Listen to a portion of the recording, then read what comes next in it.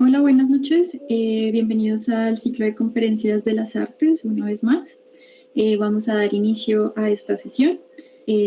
Primero, pues queríamos darles la bienvenida al ciclo de la Facultad de Artes de la Universidad Nacional. Este es un espacio de diálogo, debate, que congrega destacados expertos en la reflexión de temas trascendentales que actualmente se debaten en el campo de las artes. Vamos a explicar la metodología, vamos a hacer la introducción del invitado y luego él hará una exposición. En esta oportunidad reflexionaremos sobre la arquitectura, el espacio urbano y elementos que hacen parte de la construcción de un territorio, desde lo efímero, lo temporal y los imaginarios que se construyen en sus proyectos. Nuestro invitado es Roberto Uribe, es bogotano, arquitecto de la Universidad de los Andes y maestro en Bellas Artes. Trabajó como investigador en el campo desarrollo de Bogotá y su influencia en los municipios aledaños.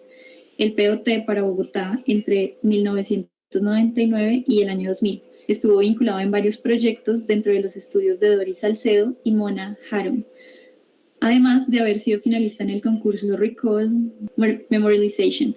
Ha realizado proyectos independientes de arte en espacio público como el proyecto Calle 22 y participó en muestras como Interventionale 2020 en Bonn.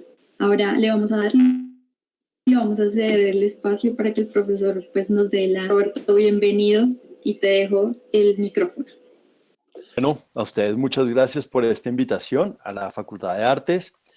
Y bueno, sin mucho preámbulo, decidí llamar esta charla Trabajar desde el umbral, y entre paréntesis la paradoja, porque un poco es lo que describe mi desarrollo como profesional.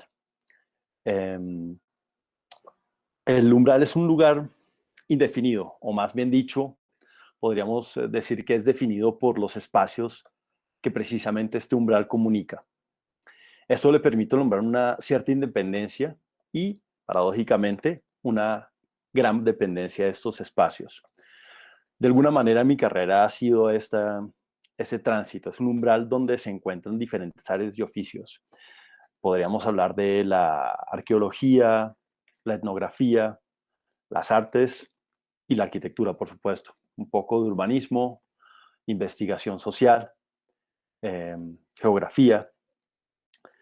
Y por un lado está mi formación universitaria, que como arquitecto me dio ciertas herramientas, y luego trabajos que fui realizando ya como profesional.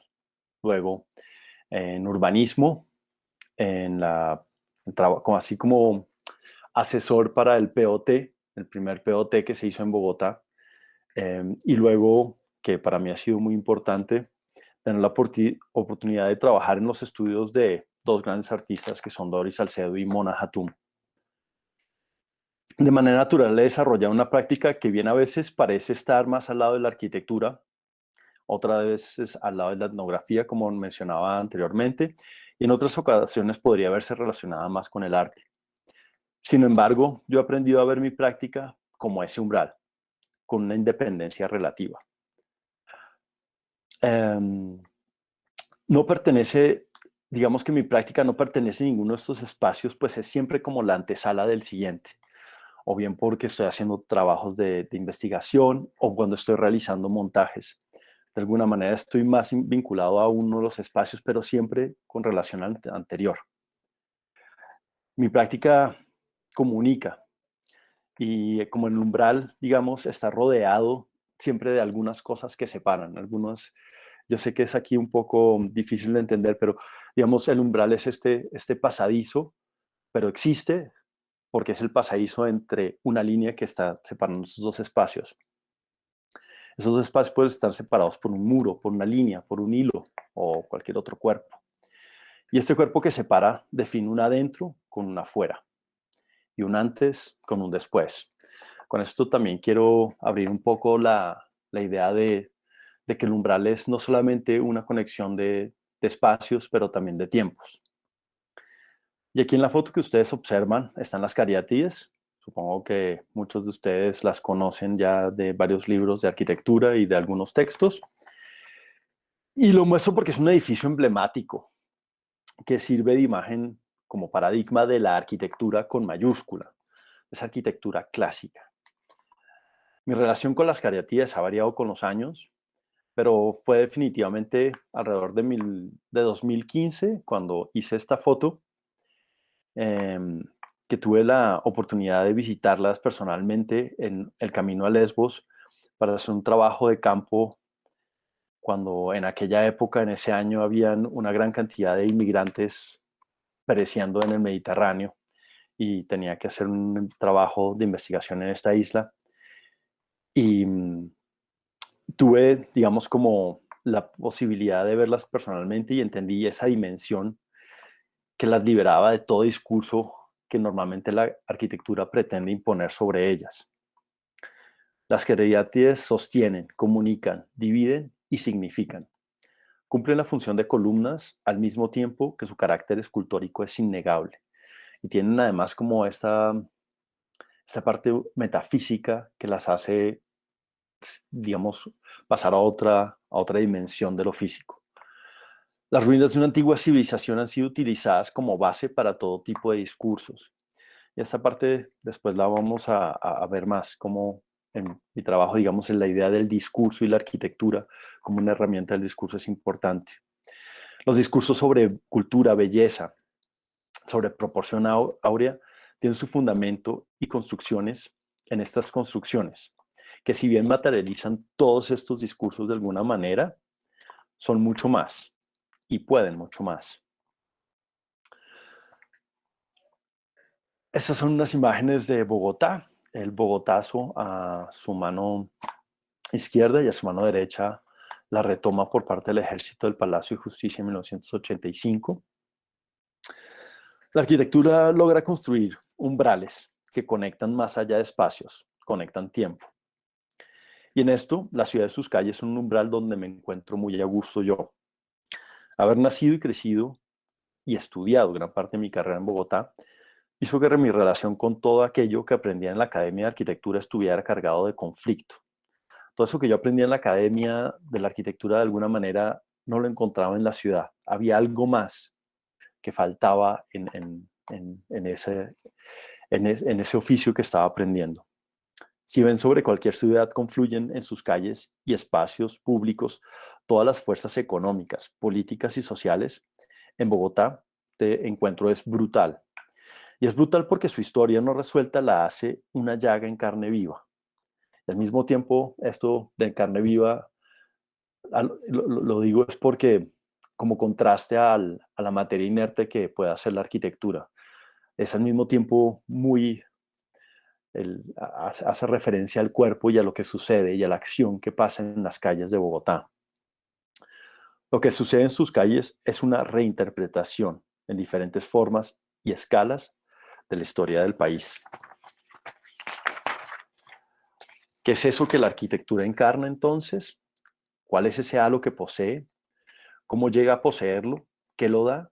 ¿Y quién lo quita? Hay más preguntas que respuestas cuando uno se plantea la arquitectura, otra vez con A mayúscula, como signo para una comunidad o para una cultura.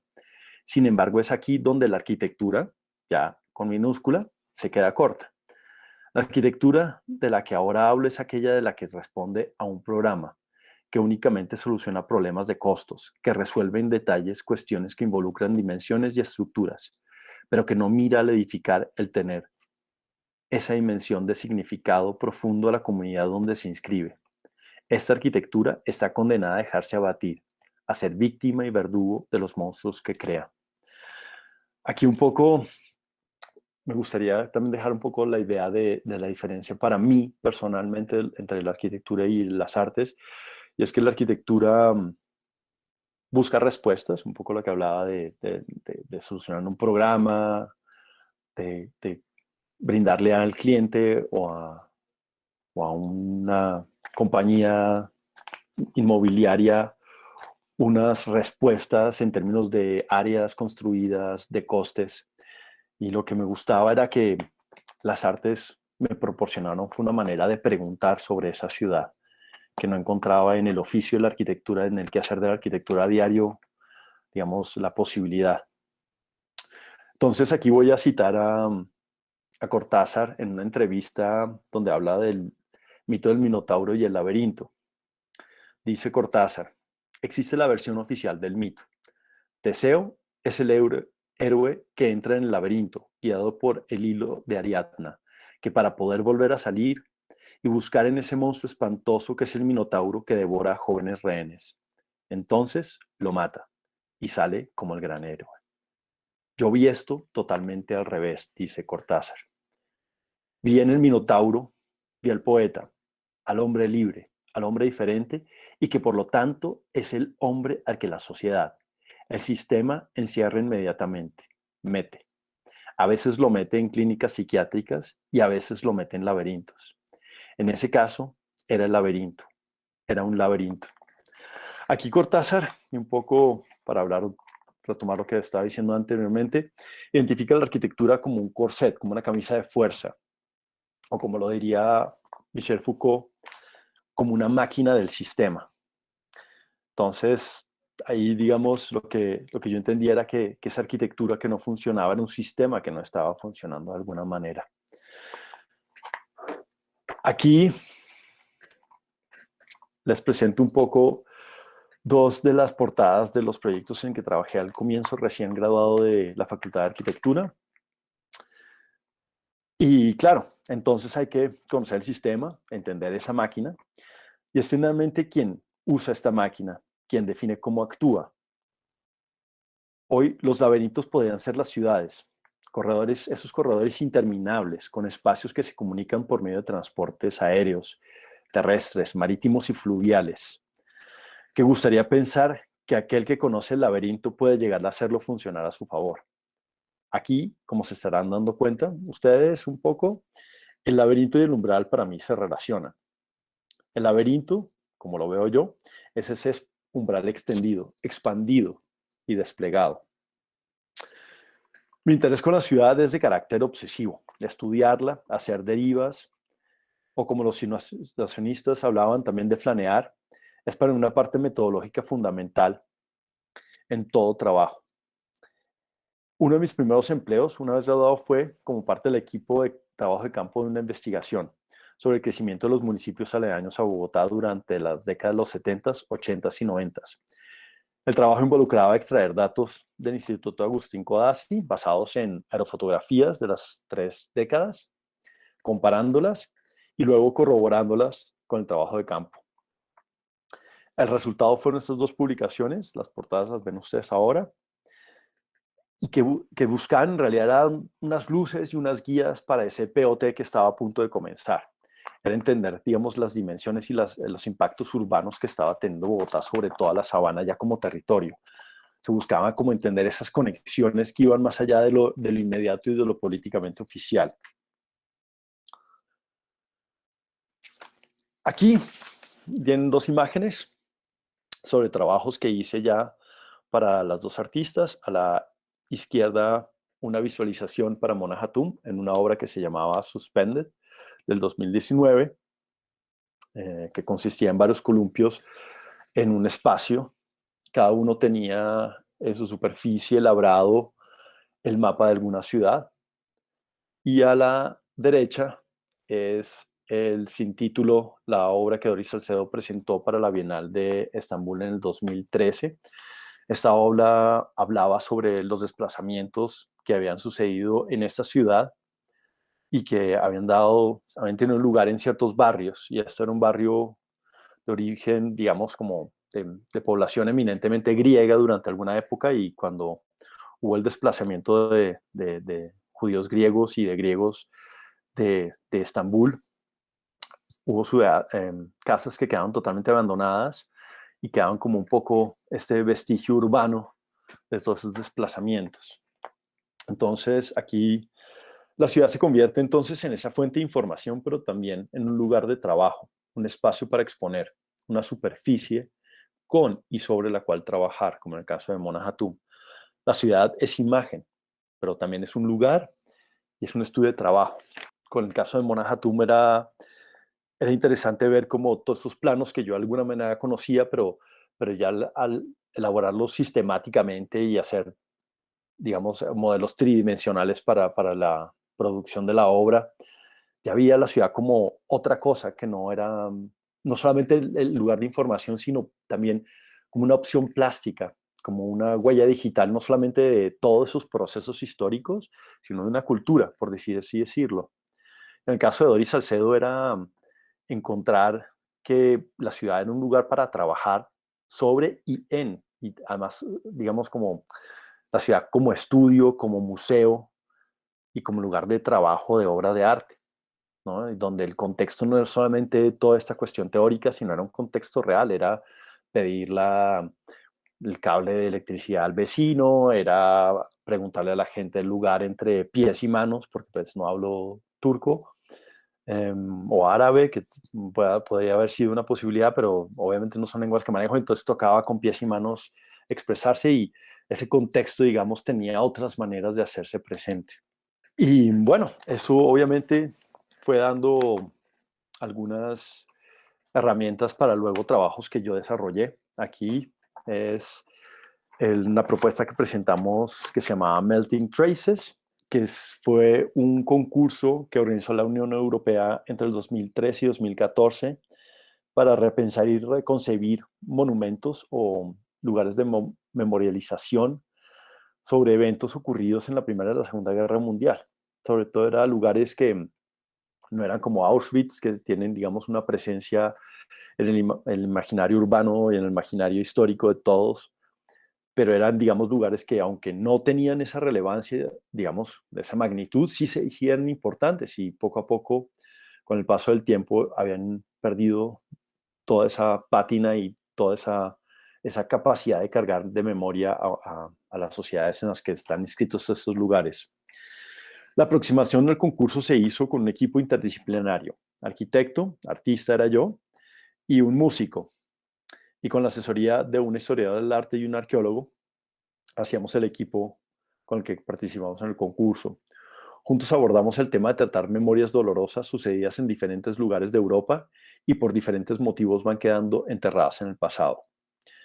Ya como finalistas, en la segunda fase del concurso, hicimos una propuesta para una de las operaciones militares más crueles sucedidas en Italia durante la Segunda Guerra Mundial, conocida como la Operación Ballena o el rastrillamiento.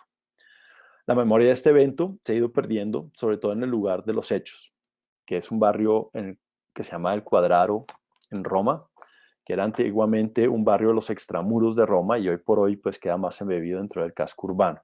Así es como ya como finalistas fuimos invitados a Roma para hacer un trabajo de campo y unas investigaciones. Entonces, ya Roma se volvió el lugar de entrevistas, de visitas de lugares claves históricos, de monumentos bueno, un monumento que existía que conmemoraba el evento dentro de este barrio. Y también, digamos, fue el lugar también donde consultamos archivos fotográficos, otro tipo de planimetría, planos que existían. Y bueno, digamos, tuvimos algunas charlas con historiadores, así que, digamos, fue un lugar de trabajo, digamos, la ciudad también se volvía un lugar para y con el que trabajar.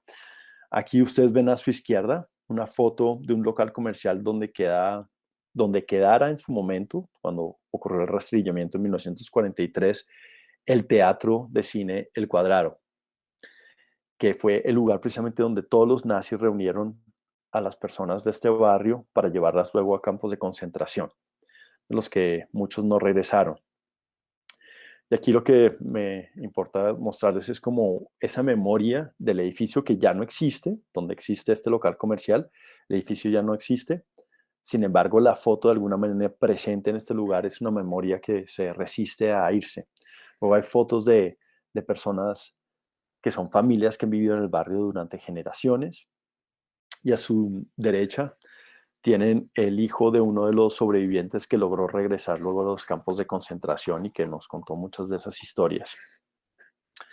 Resignificar este evento en el barrio hoy tenía varios desafíos. Primero, era comunicar la historia a una población diferente, en su mayoría inmigrante, de China, Perú y Europa del Este.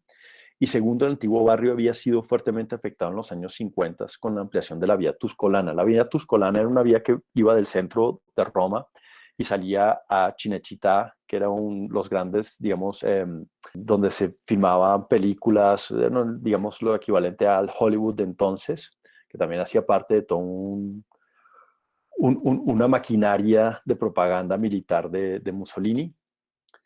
Pero este barrio quedaba, digamos, pasando por esta vía, que era mucho más pequeña, pero la ampliación en los años 50 destrozó el trazado urbano de este barrio. Entonces también había la dificultad de recuperar la memoria en un barrio que estaba ya de por sí quebrado en dos. La propuesta consistió en hacer una instalación efímera a ambos costados de la vía tuscolana que a manera de recorrido uniera de nuevo estos lados del antiguo barrio. Aquí ustedes pueden ver, eso es un poco abajo, ven la vía tuscolana, que ha crecido mucho, entonces el barrio también de manera espacial tiene esos dos lados. Si ven la parte verde es digamos, el centro, el corazón de mercados y el parque, y ahí queda un pequeño monumento, pero la idea fue con fotografías aéreas de la época intentar como restablecer dónde habían sido, qué calles sí existían todavía en ese momento, e intentar generar un recorrido que fuera alrededor de esto. Entonces la propuesta consistía en ubicar sobre todas estas calles del antiguo barrio del Cuadrado 1000 cubos de hielo completamente transparentes con un objeto sencillo que denotara un uso diario y uso personal. Una peinilla, unas gafas, un reloj de pulso, una cuchilla de afeitar, una lonchera.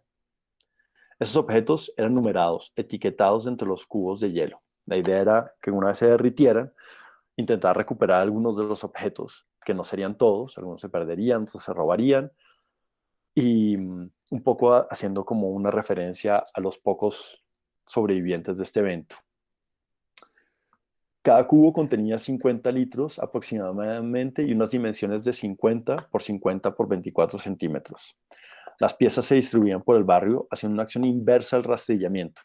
Esas 1000 piezas serían 1000 cubos que serían transportados en el barrio en la noche del 16 de abril hasta la madrugada del 17. Así se conmemoraba en esa misma noche y en esa misma madrugada que en 1943 1000 hombres entre 15 y 50 años fueran sacados de sus casas y llevados a campos de concentración alemanes. Esos cubos, teniendo en cuenta las temperaturas medias de Roma durante la primavera, tardarían alrededor de 36 horas en derretirse completamente. Es el tiempo aproximado que duró aquella operación militar. Las fotos que están viendo fue ya para la entrega final del concurso, que fue en Berlín, en la Embajada de los Países Nórdicos, en un barrio en Berlín que sucedió un evento parecido. Entonces, como parte del concurso, hicimos una pequeña presentación de cómo sería el evento en Roma. Y bueno, esta manera de trabajar desde lo público venía de alguna manera marcada desde hacía mucho tiempo en mí. El proyecto de grado que presenté en 1997 en la Universidad de los Andes se titulaba El Borde y de alguna manera ya traía consigo la idea de umbral. Entonces yo hablaba de ese borde entre ciudad y cerros, una relación conflictiva entre naturaleza y ciudad construida. Entonces el lugar a intervenir era un lote entre la avenida Circunvalar, no sé si ahí ven un poco, bueno, está en la foto de la izquierda, es un poco los cerros y un poco en la parte más hacia la izquierda, ahí sería como el centro de Bogotá. De ahí verían como el lote que era entre la carrera tercera, la avenida Circunvalar y la calle 22. Y a la derecha sería una perspectiva del proyecto. Aquí les voy a leer una cita que en ese momento para mí era muy importante. Esta es la imagen que existía en ese momento. Ahora es muy diferente. Si alguno conoce la zona, ahora un edificio enorme de la Universidad de los Andes y sobre esa 22, digamos, han destruido muchos de esas antiguas bodegas. Esto ya ha cambiado totalmente. Y esta cita en ese momento me parecía que describía muy bien esta ciudad. Es de Albert Camus. Forzados a vivir ante un paisaje admirable, los oraneses han conseguido salir victoriosos de una terrible prueba recubriéndose de edificaciones bien feas. Uno espera una ciudad abierta al mar, lavada, refrescada por la brisa de los atardeceres, y si se excluye el barrio español, se encuentra con una ciudad vuelta de espaldas al mar. Construida girando sobre sí misma, como un caracol, Orán es un muro circular grande, amarillo, cubierto por un cielo duro. Al principio, se vaga en el laberinto, se busca el mar como el signo de Ariadna, pero da vueltas en redondo por calles brutales, opresivas. Al final, el Minotauro devora a los oraneses. Es el aburrimiento. Yo interpretaba al mar un poco los cerros orientales y la idea era un poco, ese proyecto era abrirle una entrada a ese mar o a esos cerros, a la ciudad. Pero bueno, como el umbral permite moverse dentro y fuera de él y atravesar espacios, de alguna manera también siempre invita a volver a él. Es por eso otra vez vuelvo a hablar como del laberinto y del umbral, porque es que el laberinto uno tiende a volver a veces sobre sus propios pasos. Este es así como en el año 2014 volví a la calle 22 con un nuevo proyecto. El proyecto consistía en estudiar la calle 22 a partir de intervenciones urbanas temporales, pero que en su proceso permitían conocer las diferentes dimensiones que se pliegan a un mismo espacio. Es así como a través de talleres interdisciplinarios, charlas, residencias artísticas y finalmente las propias intervenciones que se fueron creando una serie de documentos, en tanto que piezas artísticas como documento, las veo yo. También se creó un documental fílmico y un texto final que todavía estamos trabajando. Aquí el plano producto de todos esos imaginarios urbanos que se manejaron en las derivas hechas durante un taller de tanteo urbano en el 2014 que hicimos entre la Quinta de Bolívar y la Plaza de Palo Quemado. Entonces fue la Facultad de Artes de los Andes la que nos invitó a hacer este taller, pero era abierto a toda la ciudad. Y ahí un poco ustedes ven, eran en negro son como los hechos urbanos que se percibían como indiscutibles o como hechos, como fact. Y luego estaban los rojos que eran esos imaginarios que hablaban de percepciones, ¿no? Entonces, por ejemplo, las universidades que las ven hacia su lado derecho de la pantalla, cerca a donde dice la Quinta de Bolívar, como centros que generaban unas ciertas tensiones. El edificio de Telecom, que ahora no lo he visto, y menos en esta pandemia, no sé cómo estará ahora, no sé si lo habrán renovado, no sé si lo han tumbado, pero en ese momento era como un centro, un fuerte agujero negro, llamémoslo así. Las calles donde trabajan la prostitución o ejercen la prostitución y bueno, digamos como todos esos vínculos visuales que se establecían en esa parte, los cafés, la percepción de la avenida Caracas como un centro peligroso de ladrones, el centro internacional también como un centro que pulsaba, digamos, algún tipo de importancia en el centro. Y aquí ya las intervenciones, ya eso fue en el 2015, un año y medio casi después de ese primer taller. Este fue el plano de las intervenciones que también iban un poco hasta la 22 hasta el Palo Quemado. Hubo proyectos que de alguna manera se vincularon con esa parte, pero la gran mayoría llegaban hasta la séptima, o fue desde la Quinta de Bolívar hasta la séptima donde se encontraban. Y eso lo hicimos en el marco de Arbo, la Feria de Arte de Bogotá. Y estuve a cargo de 5 artistas y arquitectos y cada propuesta, digamos, en tanto emplazamiento y tema de memoria, abordó de manera diferente y particular el tema en la calle 22. Entonces, la primera propuesta que les presento de ese proyecto fue Felipe Arturo, con Río Sombrío. Esta propuesta de Arturo rescataba la memoria olvidada del origen de muchas de las calles del centro de la ciudad, que antiguamente seguían los cauces de los ríos, arroyos o quebradas. En este caso, es el mismo caso de la calle 22. Su escultura era una polisombra, que es la misma que se usa para las construcciones, que es la primera foto que ven arriba en la pantalla a mano izquierda. Volaba de alguna manera sobre toda la calle 22, iba desde la Quinta de Bolívar, ahí lo ven arriba, a mano derecha, y se iba extendiendo poco a poco hasta llegar a la carrera séptima. Aquí ven un poco cómo va bajando por ese barrio, cruza la circunvalar y luego poco a poco va bajando por el barrio. Se iba también apoyando en estructuras urbanas como los postes, algunas veces árboles. Luego vuela sobre la carrera quinta, sigue paralelo a la Universidad Tadeo y baja por toda la 22 ya sirviéndose también aquí, ya lo ven más claro sobre los árboles.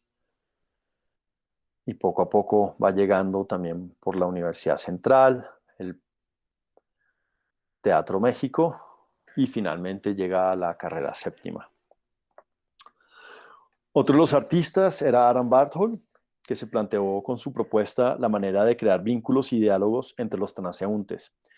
Barthold es un arquitecto que trabaja normalmente el espacio virtual y nuevos medios de comunicación. Entonces, en la calle 22 planteaba unas, un, digamos, unas dificultades para él por cuestiones de seguridad y que aquí no todo el mundo, digamos, no era tan popular, sobre todo en el 2015, no sé hoy, pero no era tan popular los teléfonos inteligentes y todo el mundo, digamos, la idea de, inclusive del celular, de la venta de minutos, que fue algo que marcó mucho, llamó mucho la atención de Aram, era algo que él se planteaba, era cómo comunicar análogamente todo eso que él, digamos, carecía como herramientas. Entonces él tomó elementos de la calle y era esta bicicleta que ven aquí, fue un carrito diseñado y elaborado especialmente para su obra, en el que él invitaba a tazas de café y agua de panela a los transeúntes a cambio de mensajes para la calle o la ciudad. Estos mensajes se iban programando de manera paralela sobre una pantalla LED ubicada en el techo del vehículo. Y esta acción se llevaba a cabo junto con el equipo de artistas y arquitectos locales de aquí de Bogotá que trabajaron en un laboratorio realizado en Plataforma Bogotá. Aquí ustedes ven en el carrito. También, digamos, la gente iba regalando a veces cosas. Llegaban con frutas. Empezó, digamos, ahí ven abajo como unos moños de papeles. Esos eran todas las redes de Wi-Fi que él alcanzaba a notar con su teléfono celular, que era como una manera de entrar en esa vida privada que se presenta a manera digital. Entonces ahí aparecían los apellidos de familias, apellidos de parejas, y eso todo, digamos, era otra manera de crear otra memoria del lugar en este momento. Aquí Aram, que también, a pesar de no hablar español, se encontraba la manera de ubicarse, que es como también un poco lo que les hablaba de Estambul. Aquí se ven dos proyectos, ya después voy a hablar un poco de esa mesa que ven abajo, también hacía parte del laboratorio que hicimos con plataforma. Y esta propuesta es Leila Cárdenas y Ramón Villamarín. Se llama ¿Cuánto retroceso? Con pregunta. Este dúo conformado por el artista y el arquitecto trabajaron sobre las culatas presentes sobre la calle tan presentes sobre todas las calles del centro. Su trabajo consistía en hacer visibles esas fachadas o cicatrices urbanas que van quedando en la ciudad como consecuencia de distintas administraciones que ejecutan a medias ideas diferentes de ciudad. Lo que hicieron Leila Cárdenas y Ramón Villamarín fue pegar adhesivos de espejo sobre estas culatas que empezaba a reflejar un poco la segunda fachada, cómo sería esa prolongación de ciudad si no existiera esa culata. Entonces también lo que lo habrá, habría, esos espejos habrían ese umbral un poco de esa posibilidad como hubiera sido esa ciudad terminada. Y lo que ellos hacían también era pegar con un espejo, aquí en las fotos desafortunadamente no se ven muy bien, pero tal vez en esta si miran un poco abajo, hay unas palabras escritas en las que aparecían la pregunta ¿cuánto retroceso? Y también aparecían diferentes citas de las normativas que fueron en diferentes décadas afectando toda esta parte de la ciudad. Poco a poco también estas pegatinas iban como desprendiéndose, iban solamente ellas colapsando y quedando como unas esculturas sobre la calle. Este es Julius von Bismarck, que hizo un trabajo que se llama Calle 22. Von Bismarck hizo la historia de la calle del cine. Esta calle que tiene una cantidad de teatros emblemáticos como el Faenza, el México, el Ariel, el Teatro Bogotá y bueno, otros muchos que se van dando a lo largo, no sobre esta calle, pero sí muy cerca. Hacía un centro cultural muy importante a comienzos del siglo XX y mediados del siglo XX. Digamos, esto es de lo que se pega Julius von Bismarck. Él grabó el costado sur. Aquí ustedes ven un poco Ya les mostré un pequeño video del making of, cómo se fue haciendo eso, um, a gran velocidad en este carro, con una fuente de luz constante y con una cámara que disparaba a 2.800 cuadros por segundo. Y luego, esta misma película rodada a una velocidad normal de 60 cuadros por segundo, produce un efecto especial que da la sensación como una escenificación de la ciudad, un diorama. No sé si conocen los dioramas, que son estas casi como fotografías escenográficas de 3 dimensiones que tienen algunos museos, que son como espacios que tienen unos vidrios que le permiten uno entrar de alguna manera en esa escenografía. Las personas y las imágenes quedan suspendidas en el tiempo. Esta obra de Julius von Bismarck es, por así decirlo, un auténtico retrato de la calle 22. Aquí espero que el sonido funcione. Voy a ponerlo.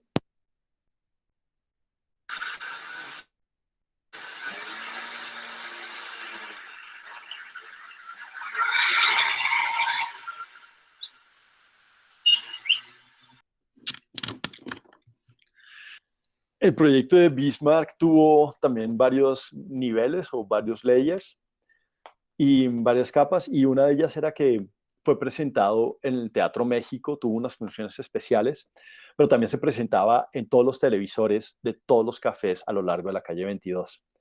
Entonces era como una repetición, como un retrato dentro de la vida interna de la calle. Digamos, se llevaba a la calle al interior de todos estos locales que también hacían de alguna manera reflexión sobre esta tradición que existió en algún momento de los cafés y de las tertulias literarias, en la que la calle 22 también jugó un papel muy importante. Aquí les voy a presentar un rato el video para que lo puedan ver. No tiene sonido, o sea que no se preocupen.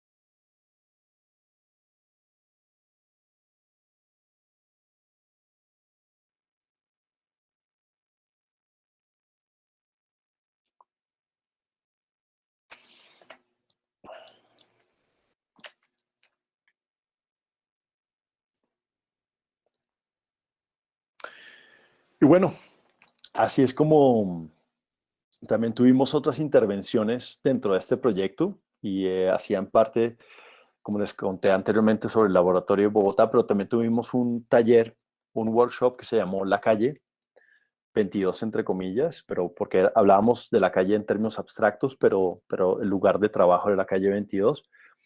Y se hizo en conjunto entre la Universidad Nacional, los Andes y la Javeriana.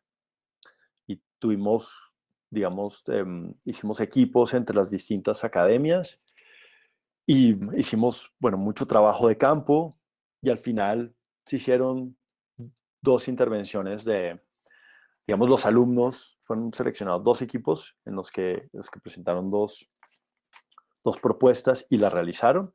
Esta fue una que se llamaba Patio 22 y era la propuesta de un equipo, un grupo de trabajo de estudiantes que, digamos, como miraban cómo en la calle 22 faltaba verde, faltaba espacio público suave y por el contrario estaba como todos estos espacios para el carro. Ahí un poco bueno, a la izquierda, precisamente lo que les hablaba del edificio de Telecom. Y lo que ellos propusieron fue alquilar durante la Feria de Arte Arbo, alquilaron unos espacios de parqueadero durante los días de la feria y los llenaron de esta grama de pasto. Entonces, este era de alguna manera uno de los remates del recorrido. Otro de los grupos de trabajo de los estudiantes hizo esto que se llamaba las voces de la carrera séptima y fueron haciendo entrevistas a las últimas personas que todavía venden periódicos sobre la esquina de la 22 con séptima, que usualmente y tradicionalmente en Bogotá había sido una esquina de tenderos de revistas y de publicaciones, digamos, continuas. Y pues bueno, como también esta profesión o este trabajo como condenado a morir con el Internet, ellos lo que intentaron fue rescatar estas memorias a partir de unas entrevistas, hicieron una publicación en la que hablaban un poco también de toda esta parte de la historia y durante la feria de arte le metían los pasquines dentro de los periódicos y le pagaron por eso a las señoras, digamos, como un dinero. Entonces, esta es una de las señoras que vendía el periódico y además era una de las personas que habían entrevistado para el trabajo. Esa fue la acción sin título que hicieron un grupo de laboratorio de plataforma. Ellos trabajaron con la gente de los mercados de Palo Quemado e hicieron, digamos, una fiesta o una especie de banquete durante ese día, un día de acción de la feria que nos visitaron, digamos, coleccionistas, curadores y diferentes directores de museos. Se vinieron hasta la calle 22 y recorrieron, de hecho, con nosotros todo el proyecto. Y ellos lo que hacían era que invitaban y sentaban a la mesa distintos actores de la ciudad. Y así fue como lograron hacer esto solamente a partir de usar fruta, verduras y otro tipo de alimentos que llevan a ser desechados de la plaza, pero que sin embargo seguían siendo útiles para ser comestibles. Esta fue en el Teatro Ariel, una de las propuestas de otros de los participantes del taller, que era un equipo hecho, un grupo conformado por antropólogos, artistas y arquitectos. Ellos también, digamos, se basaron en entrevistas y lo que hicieron fue sacar como algunas frases muy puntuales que quedaron marcados y hablaban sobre la ciudad. Esta, por ejemplo, que decía, lástima que no la terminaran para decirle qué linda que quedó. Otra frase que también acuñaron fue, tiene una vida de excesos y sus dos rostros nunca son iguales, que hablaba un poco de los dos doces, la 22, y bueno, también la cara sur y norte, que son muy disparejas. Y estos, con el permiso del propietario del Teatro Ariel, pudimos hacer estos grafitis que no sé si todavía existen, pero en su momento los pudimos, con permiso de los dueños, de las personas que en ese momento eran propietarios del teatro, que era solamente usado como bodega, pudimos hacer esto.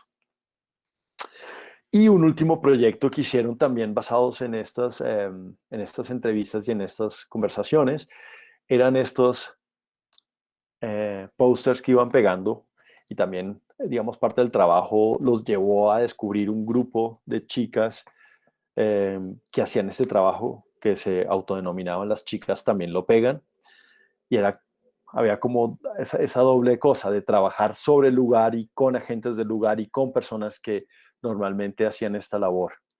Entonces, así es como hicieron estos afiches que luego repartíamos a las personas que hacían visitas guiadas, unas gafas con plástico rojo que permitían ver algunas, digamos, era un poco ilegible, pero cuando uno se ponía gafas, esas gafas de plástico de color, habían unas palabras que se hacían más visibles que otras. Y bueno, ahora les empiezo a contar sobre siguientes pasos, que en este caso las imágenes son algunas bodegas de museos en las que trabajo a veces, visitando piezas de colección que luego van a entrar en salas o cuando están haciendo cambios de salas. Y lo que empecé a entender con esto, con estas visitas, era la posibilidad de trabajar también no solamente historias de ciudad, sino historias también inclusive de nación o discursos históricos a partir de objetos, que era algo para mí como arquitecto nuevo. Hace poco leía en una entrevista que la historia como objeto de la disciplina no es una cosa fija, ni siquiera un simple proceso continuo, y que la historia, como disciplina, no es un saber estático, ni un relato causal. Lo que me gustaba es como la historia como un objeto maleable, como un producto de discursos, que era algo que les hablaba al comienzo. Así es como este trabajo, bueno, aquí les contaba, bueno, estos son... Y ahora les voy a contar un poco también otro trabajo, ya digamos eso, que es como un trabajo, un oficio que hago a veces, trabajar para museos. También en mi práctica como artista, luego me llevó a, cuando tuve la invitación en la Intervencionale 2020 en Bonn, a trabajar con el Museo Alexander König, un museo de ciencias naturales que hace parte de la Universidad de Bonn. De este edificio me interesaba no solamente todas sus calidades como edificio neoclásico alemán de comienzos del siglo XX, sino que en su interior también ha albergado eventos históricos como la Constitución del 48, que fue la Constitución de Alemania Occidental, de la República Federal Alemana, que se firma luego de la Segunda Guerra, y tuvo lugar en este mismo espacio porque era el único edificio que estaba en condiciones en este momento para albergar un evento de estas magnitudes. Entonces, también la historia del museo, digamos, no es tan color de rosa. También me interesaba la historia de su fundador y de su familia, que estaban vinculadas no solamente con este proceso, sino con otros procesos que me interesaban a mí, que venía trabajando de antes. Y digamos, aquí ven en la foto al mismísimo Alexander König, que fue el fundador de este museo, quien hizo su disertación en la Universidad de Bonn sobre los microbios que se desarrollan en las muestras taxidérmicas de las aves y cómo prevenir su deterioro. El museo además carga digamos, con otra carga, y es que la fortuna con la que se fue construido fue forjada en los ingenios azucareros con mano de obra esclava en las colonias rusas en Ucrania. Pero tienen también otras cosas maravillosas. Yo les hablaba del diorama. Este es un diorama, y los dioramas del Museo Bonn son muy famosos porque tienen la historia no solamente del museo, hacen parte del museo físico, sino hacen parte de la historia erradicada de la naturaleza en Alemania, porque todos estos dioramas fueron dibujados en 1918. Y no sé si ustedes saben, pero parte del pago a Rusia por parte de Alemania como indemnización en la Primera y la Segunda Guerra Mundial fue proveerlos de maderas. Entonces, todas las selvas, aparte de la Selva Negra, todas las selvas alemanas fueron destruidas en la Primera y la Segunda Guerra Mundial, sobre todo por los pagos de indemnización. Entonces, estos dioramas lo que son además un documento histórico de esa naturaleza que ya no existe. Entonces, yo quise trabajar por varios motivos con estas piezas de la colección original de Koenig. Algunas por su valor simbólico, otros por ser, digamos, aves que tenían como una relación más fácil con los visitantes y que podían salir de alguna manera, de una manera más poética, de esos discursos científicos que están impuestos sobre en este museo. Estas piezas tienen, digamos, en este museo. La cigüeña y el cóndor, que son de las piezas originales de la colección de Koenig, y unas piezas más nuevas, pero sin embargo importantes, son el perico y el cucú africano.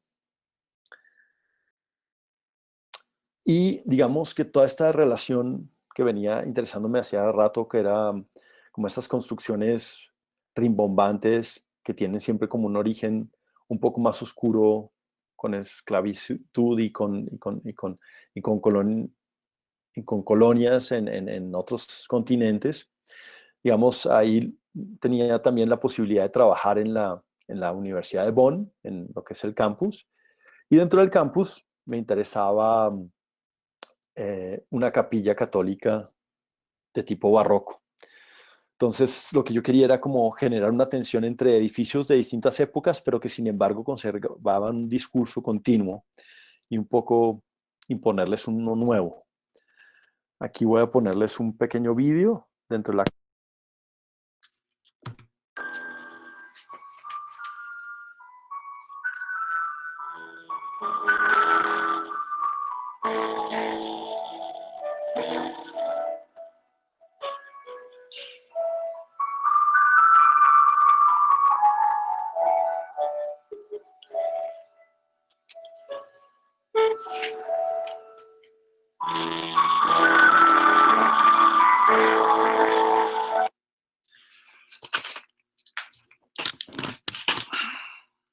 Bueno, la pieza se llama Oh Jehová, cuán amplia sunt tua ópera. Eso es, oh Dios, qué inmensa es tu obra. Y esta es una, digamos, también la puse como título porque es una frase del Antiguo Testamento em, que precede la entrada del Museo Koenig. Hice una copia idéntica, hecha a escala, para la capilla, a manera de vínculo de estos dos edificios.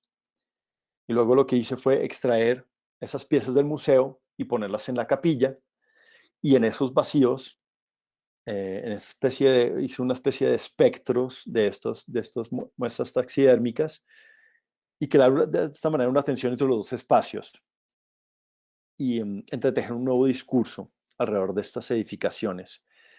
Eh, Aquí la cigüeña, aquí les muestro también la pieza, digamos, estos espectros tenían nombres. Kuntur, la palabra de origen quechua para cóndor. Esto es Shasidah, palabra hebrea para la cigüeña blanca que significa amable o misericordioso, que es parte ese significado es parte de los orígenes que la imagen, el imaginario de la cigüeña que trae familia, que trae los niños, precede, digamos, este significado precede todos estos simbolismos. Parroqueto es la palabra italiana para sacerdote, que en realidad es como pequeño sacerdote, y que da origen luego a la palabra en distintos idiomas de perico. Y el cucú, que yo lo llamé Tamalabibi, que es el nombre en suajili para este mismo pájaro y que traduce el deseo de la novia.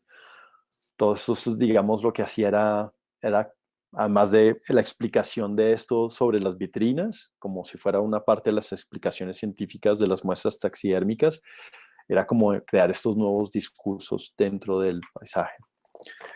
Y ahorita, ya para terminar, les muestro un proyecto en el que estoy trabajando en este mismo instante, que se llama Quarantine Diaries o Diarios de Cuarentena, y es una obra que venía, si bien trabajando hace un tiempo ya, que era como ir recolectando todas estas barras de jabones usadas como esculturas que iban que iba siendo formadas a partir del cuerpo y que iban condensando todos esos pasos del tiempo y todos esos diferentes procesos.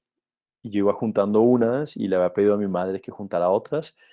Era un proyecto muy personal. Y bueno, cuando yo vine acá a dar unos talleres en el Museo Nacional de Colombia sobre manejo de obras de arte y quedé atrapado con la cuarentena, digamos, empecé a ver todas las piezas que, digamos, mi madre había preparado para mí como parte de este trabajo en conjunto.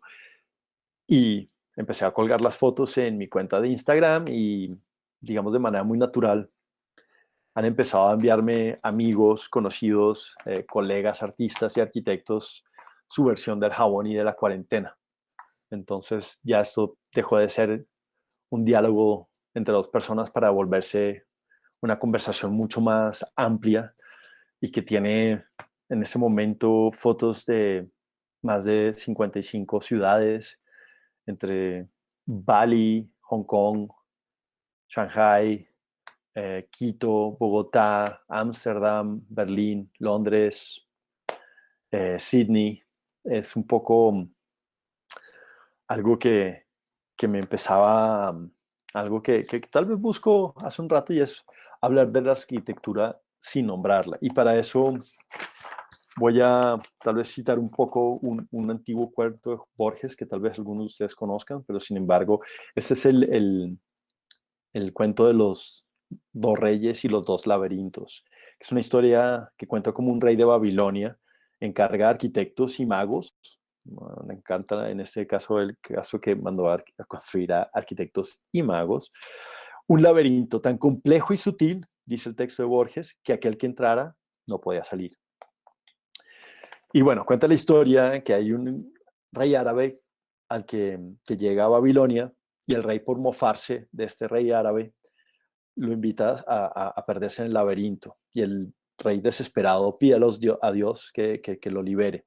Él logra salir del laberinto y sin embargo, como dice, voy ahorita a leer un poco el texto de Borges, sus labios no profirieron queja ninguna, pero le dijo al rey de Babilonia que él en Arabia tenía otro laberinto y que si Dios era servido, se lo daría a conocer algún día. Luego regresó a Arabia, juntó sus capitanes y sus alcaides y entregó los reinos y estragó los reinos de Babilonia con tan venturosa fortuna que derribó sus castillos, rompió sus gentes e hizo cautivo al mismo rey. Lo amarró encima de un camello veloz y lo llevó al desierto. Cabalgaron 3 días y le dijo: oh rey, del tiempo y substancia y cifra del siglo. En Babilonia me quisiste perder en un laberinto de bronce con muchas escaleras, puertas y muros.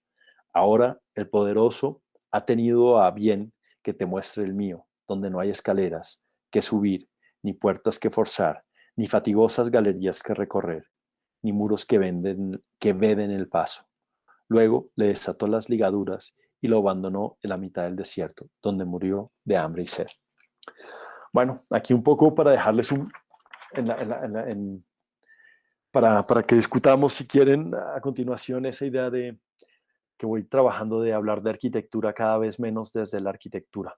En este momento tenemos 4 preguntas. La primera la hace Hannah y es, ¿qué es la ciudad para usted visto desde la arquitectura y desde lo que usted denomina el umbral? Bueno, un poco lo que hablaba a mí, lo que me interesa es que de la ciudad es que la siento como un texto inacabado y como texto histórico permite diferentes discursos y lecturas sobre el mismo. Un poco por lo que mostraba la imagen de las cariátides al principio, es porque la arquitectura permite construir discursos sobre ella. Y sí, es un umbral en tanto a que no es solamente sobre todo en términos de espacio público, pero también un umbral como de tiempo. Un umbral es como una máquina de tiempo, es una máquina que permite conectar espacios. Uno puede estar en Nueva York y a veces sentirse en otra ciudad, puede estar en Estambul y a veces sentirse en otra ciudad, y en esa medida son umbrales porque conectan, porque permiten y están conectadas físicamente. Bueno, ahorita no tanto con la pandemia, pero sin embargo un poco lo que mostraba al final en el último proyecto es que sí siguen conectadas, tienen esa posibilidad de seguir conectadas inclusive más allá de las conexiones físicas de comunicación. Ella pregunta qué opina de la peatonalización de la carrera séptima y cómo afectó el paisaje urbano y la ciudad que usted retrata. Y creo que lo pregunta porque como la calle 22 queda sobre la séptima. La intención fue buena, pero fue mal hecho. Eso es una cuestión de gestión, fue mal gestionada. El centro tiene problemas de tráfico y hay planes del 96. Había un plan para el centro muy bonito que había hecho Carolina Barco y, y José Salazar, y era el plan centro, y la idea era peatonalizar el centro y peatonalizar la séptima, pero había que resolver problemas de parqueadero, problemas de circulación digamos, de rutas de buses. Había que hacer una cantidad de cosas que no se hicieron y que la sola peatonalización de la séptima se volvió un poco un desastre por eso.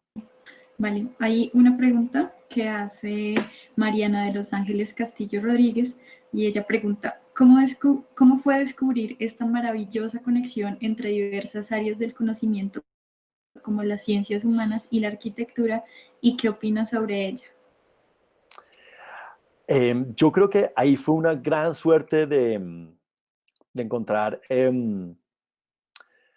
por un lado, buenos profesores que tuve en la universidad y unas increíbles experiencias em, profesionales en las que tuve que trabajar con gentes de otras áreas.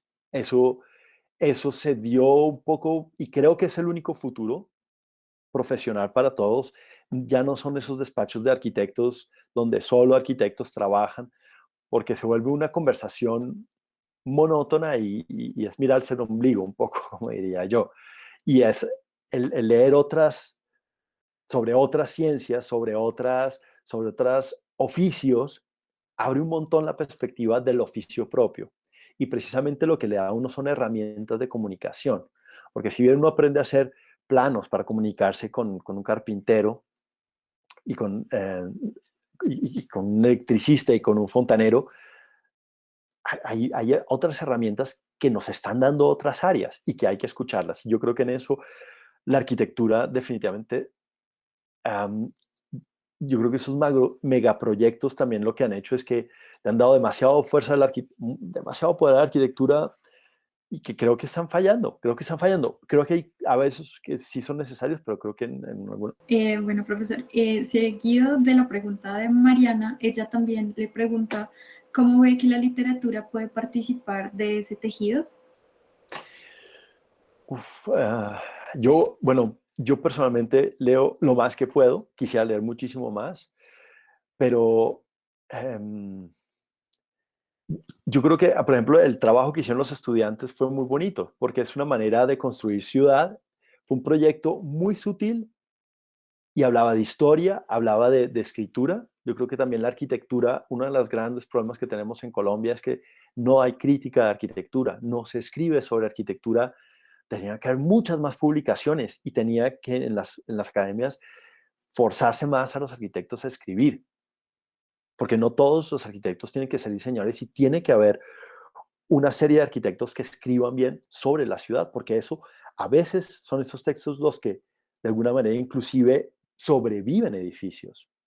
En todos esos trabajos de investigación y cuando uno trabaja en archivo, por ejemplo, lo que les contaba del cuadrado, o sea, hay memorias que persisten en otros medios que no son los físicos y uno como arquitecto a veces tiende a pensar subido en un ego falso que sí es así. Entonces yo creo que la literatura y la escritura son unas herramientas importantísimas para la arquitectura. Hay una pregunta que dice, ¿qué considera más importante a la hora de trabajar en el espacio público en la calle? ¿Hay algún elemento que a su criterio y según el desarrollo de su propio trabajo considere que tiene mayor relevancia? Por ejemplo, la historia o las singularidades arquitectónicas. Algo que ha sido bonito también de trabajar con distintas personas es que uno adquiere distintas herramientas. Yo creo que a veces en las academias se le da a uno, se le sube un poco los egos a los estudiantes en que ya lo saben todo. Y creo que lo más bonito de haber entrado en estudios como el de Doris Salcedo y el de Mona Hatun fue volver a aprender y aprender otras metodologías de trabajo. Entonces, con en cada estudio aprendí otras metodologías, trabajando en planeación digital, en el sede, haciendo un trabajo de campo, aprendí a escuchar y a armarme otras herramientas. El trabajo de campo para mí es importantísimo, pero eso necesariamente contrastado con archivo, porque hay una parte intuitiva que sí lo guía a uno, pero esa intuición obviamente al final y un poco lo que intentaba, espero haber podido transmitir en esta charla es que hay curiosidades que desde ya se desarrollan en uno como estudiante, que uno después tiene que volver, creo yo, ese fue un consejo que me dio de hecho un profesor a mí, y fue volver sobre proyectos viejos. Creo que los proyectos, que volver sobre proyectos viejos es una manera de entender ese camino, y por eso me gusta la metáfora del laberinto, porque uno a veces tiene que volver por sus pasos, y me gustaba esa visión de Cortázar de que el laberinto no necesariamente es malo, ni el monstruo se lo va a comer a uno, puede ser, ojalá vean la charla de Cortázar un poco más extensa, él habla de que todos estos rehenes son falsos, eran jóvenes que vivían felices con el Minotauro, entonces volver sobre esos pasos puede ser, y el umbral tiene eso, es un espacio que puede ser muy condensado, pero se expande cuanto uno quiera, ¿no? Entonces, ese tema que a uno le parece ahora tonto o que piensa que lo va a pasar, probablemente no. Bueno, hay una pregunta que dice, ¿dónde podemos encontrar material sobre los trabajos de la calle 22? Hay una página web que se llama calle22.org. Ahí pueden encontrar material. Claro que la página ya, digamos, queremos actualizarla y estamos buscando hacer una publicación, estamos estamos en ello el equipo, porque sí es un documento y creo que a diferencia como en algún momento pensamos, porque estas intervenciones tuvieron lugar en el 2015, hicimos luego una exposición en Plataforma Bogotá en el 2016, una publicación, una documentación que muestre todo ese trabajo hecho, sí sería bien bonito. Yo creo que precisamente, hablando otra vez a la pregunta de lo escrito, yo creo que estos trabajos escritos condensan y matizan, o sea, y le dan mucha vida a esos trabajos. Hay una pregunta que es, como estudioso de los diferentes fenómenos de la ciudad, ¿considera que es posible representar a través del arte el carácter de una ciudad vista desde su totalidad y no desde la singularidad del lugar? Calle 22 fue originalmente una invitación que me hicieron a alguien en Bogotá a hacer un trabajo en espacio público. Y lo que quería era un poco, me di cuenta que lo más divertido sería mostrar eso, que no hay singularidades, es decir, cada visión es otra capa que tiene un espacio público, una calle. Y si de alguna manera hay algo que tienen mis trabajos, es que no hay, digamos, como una imagen que lo describa totalmente. Digamos, el caso de los cubos de hielo de Melting Traces, era imposible tener una sola imagen del proyecto, porque en cualquier momento que uno hiciera el recorrido, iba a haber cambiado el material, iba a haber cambiado la pieza. Entonces nadie nunca tendría toda la visión. Yo creo que en parte en mi propuesta no hay una imagen, así como no hay una visión de ciudad, y por eso también es la importancia para mí de que los trabajos sean efímeros y sean temporales, porque también es invitar a otra persona a que entre al espacio a dar su opinión y dar su visión del mismo lugar. Bueno, esta pregunta la hace la profesora Tatiana Urrea. Ella dice, Roberto, dale un buen consejo a nuestros estudiantes. Y segundo, ¿cómo crees que sea posible promover una arquitectura como tú llamaste con A mayúscula para enriquecer la ciudad y no continuar en torno a una sistematización de la función arquitectónica, cuando el factor económico de nuestra sociedad es tan difícil de abordar o gestionar? A ver, bueno, vamos primero con el consejo para estudiantes. eh, yo creo que, o sea, si yo volviera a estudiar la carrera, aprovecharía mucho más las herramientas que da la facultad. Yo creo que la academia es es un espacio que le brinda a uno la vida para tomarse el tiempo. Y lo que sí pensaría es que ya pensando hacia el futuro, cuando ya se van a graduar, cuando ya terminen, em, que piensen que, es decir, esto en alemán, hacer carrera habla de hacer carrera, eso es un camino largo y no hay que desfallecer y no hay que darse por vencidos y hay que creer en proyectos y empezar casi desde la universidad, que ahorita empiezan a tener curiosidades y muy seguramente si las desarrollan, por pequeña que parezca, minúscula, es un excelente campo para desarrollarse. Y luego, lo que habla Tatiana, yo creo que una de las soluciones sí es empezar a trabajar de manera interdisciplinaria.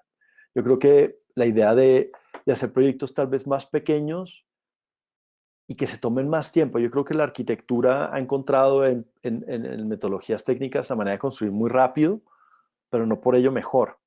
Y yo creo que eso también tiene algo que ver con los procesos que antiguamente se iban dando de parte y parte, esos procesos de A con mayúscula, como decía y recalca Tatiana, es que algo que yo entendí cuando vi las cariátides es como, fueron objetos hechos no solamente para cumplir una función, sino estaban hechos para la vida, es decir, la foto que uno tomaba era como que estaba pensada esa foto sin haber existido la cámara miles de años antes. Y eso es como tener esa percepción metafísica, se lo permite a uno discutir en distintas áreas, en lo social, en lo histórico, ¿no?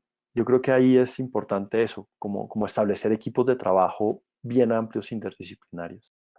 Mira, hay una pregunta que hace Guillermo Alfonso Pachón. Él dice, buenas noches. La calle como elemento articulador o a escala local y ver las dinámicas y actividades que se desarrollan en ella, porque las calles que quedan cerca a los conjuntos cerrados no aprovechan ese enriquecedor espacio de la ciudad. ¿Qué hacer con esos lugares? ¿Cómo activarlos? Esos serían, digamos, esos podrían ser también temas de proyectos. Yo creo que no hay como una respuesta y yo creo que lo que yo intento con mi práctica es precisamente generar la idea de hacer pequeñas intervenciones temporales y eso también va generando respuesta del público.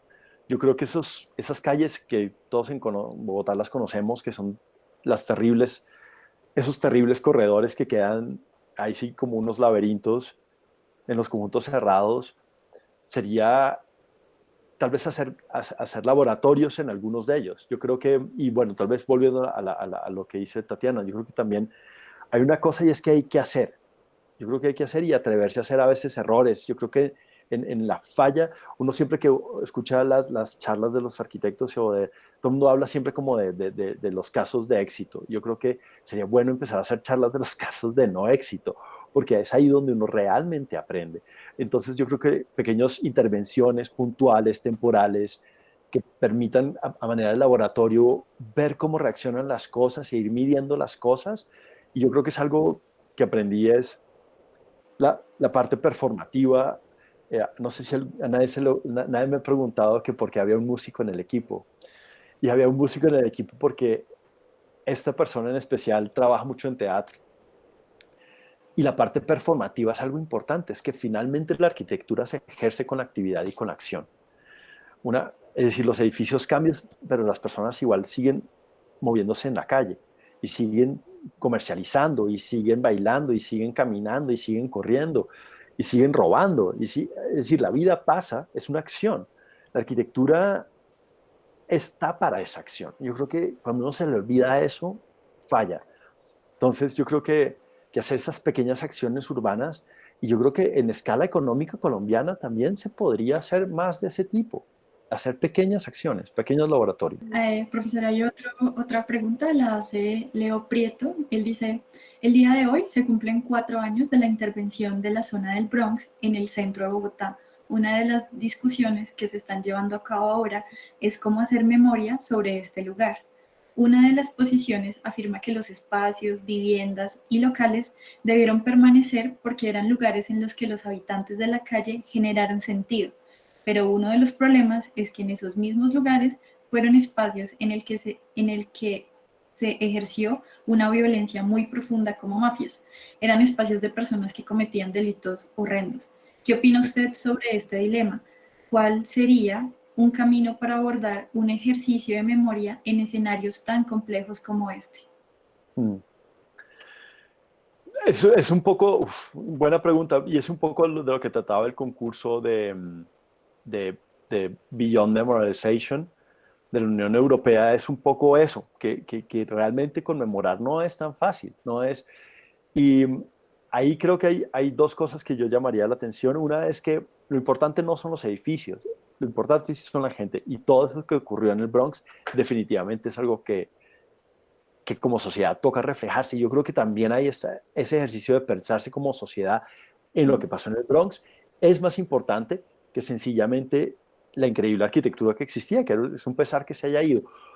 Pero digamos que en términos arquitectónicos, yo también espero que puedan llegar cosas mejores y que funcionen mejor. Pero yo sí creo que la memoria del lugar, y es lo que les mostraba en la foto, persiste. Y en eso sí es importante como reconocerla. Yo sí creo en esa parte metafísica, que era lo que hablaba de la arquitectura con A, y tal vez un poco de lo que hablaba Tatiana, es hay que reconocer la gente, lo que ha pasado, lo, todo ese proceso que ha tenido un lugar, que los griegos hablaban del genius loci, y aquí inclusive las tradiciones indígenas hablan de honrar los espíritus del lugar también. O sea, eso no es, yo creo que sí existe algo de eso.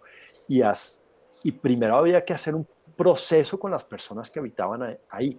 Hay que hacer un proceso de memoria, y eso es lo que hablo. O sea, hay que hacer procesos con psicólogos, con sociólogos, con arqueólogos, con antropólogos.